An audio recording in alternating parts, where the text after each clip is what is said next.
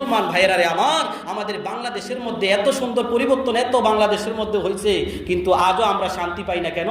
বাংলাদেশের গলিতে গলিতে প্রত্যেকটা গাছের মধ্যে হুতুম ফেসা বসে আছে। কোথা কি ফেসা? হুতুম ফেসা বসে আছে।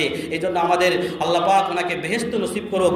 চমৎকার একটা কথা বলছেন, চমৎকার একটা কথা বলছেন, বরবাদ গুলিস্তা কে লিয়ে এক হি উল্লু কাফি है, गुलिस्ता की हार शाखों में उल्लू बैठे हैं, फिर अंजाम गुलिस्ता क्या होगे।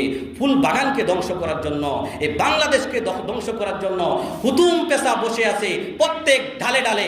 ফুল বাগানের অবস্থা কি হবে আল্লাহ জানে। অতীতের মধ্যে অবস্থা হয়েছিল কি হয় নাই? নাস্তিকেরা আমাদের বাংলাদেশের প্রত্যেকটা অঙ্গনে, ইহুদি খ্রিস্টানেরা, ইসকনের সন্ত্রাসী সংগঠনের লোকেরা আমাদের প্রত্যেকটা সেক্টরে বসে আছে কি নাই? ও মুসলমান ভাইয়েরা, আছে নাই? আমরা কোন জাতি? আমাদের এই চেয়ারটাকে আরেক জাতিকে বসার জন্য দিয়েছি। আমরা সবচেয়ে বড় কপাল পরা, আমরা সবচেয়ে বড় কি বুদ্ধিহীন, সবচেয়ে বুদ্ধিহীনতার আমরা পরিচয় দিতেছি। আমাদের চেয়ার আমাদেরই কাছে রাখতে হবে কি হবে না? এর জন্য করতে হবে ইসলাম ও ইসলামী জীবন ব্যবস্থা গঠন করতে হবে। আল্লাহ পাক আমাদের প্রত্যেকে তৌফিক দান করুক। সংক্ষেপে কথা হইল, মৃত্যু নামক মৃত্যু যে বিধানটা আছে, এই মৃত্যুর কথা স্মরণ করব।